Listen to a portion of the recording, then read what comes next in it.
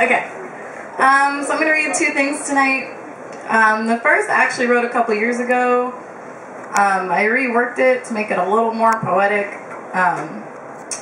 But it's, yeah, my friends were feeling a little misunderstood, so I wrote about them. And I don't curse, but there is a couple curse words in here, so I apologize for the profanity. I felt it was appropriate at the time, so I'm going to keep that. Okay. What would you say if I told you I had sex with the number 22? How about 5, 35, 0? What if it was half of Modesto?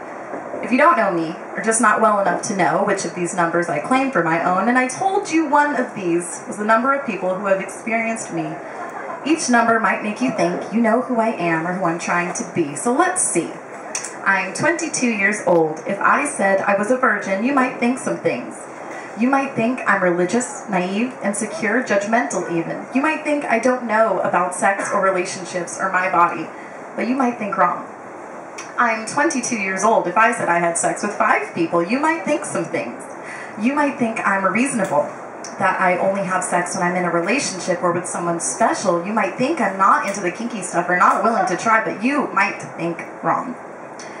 I'm 22 years old. If I said I had sex with 35 people, you might think some things. You might think I'm dirty and diseased. My standards must be low. My vagina must be pretty stretched out. I must have no self-esteem. I must be trying to prove something, so you don't need to treat me with as much respect. But you might think wrong. What would you say if I told you my number has nothing to do with who I am? My number is a detail associated with me. It is not a part of me. And regardless of how large or small that number is, it does not change the amount of respect I deserve, and it sure as hell doesn't give you the right to infer my personality from a goddamn motherfucking number. Hello. This isn't a sport. There is no scoreboard. There are no winners and losers, only an array of experiences. You might think these judgments are reliable indicators of who we are and what we do, but you might want to discontinue your faulty use of reasoning. You might think these stereotypes exist for a reason, or you might think. That's all.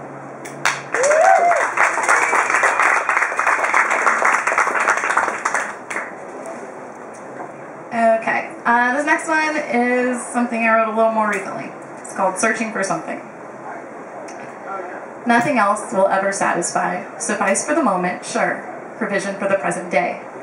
Gladness is found in achievement, flirtation, recognition, sensation, being desired by the boss, the man, in someone who hangs on your every word from a place of rare sincerity. Yes, this world can make you smile, but when the feeling fades, where are you? In those moments when there is no one with you, with whom to swap opinions on your life's passerbys, and you are forced to focus on your own mind, what contents will you find? Are you satisfied? That's all, I'm done. Thank you.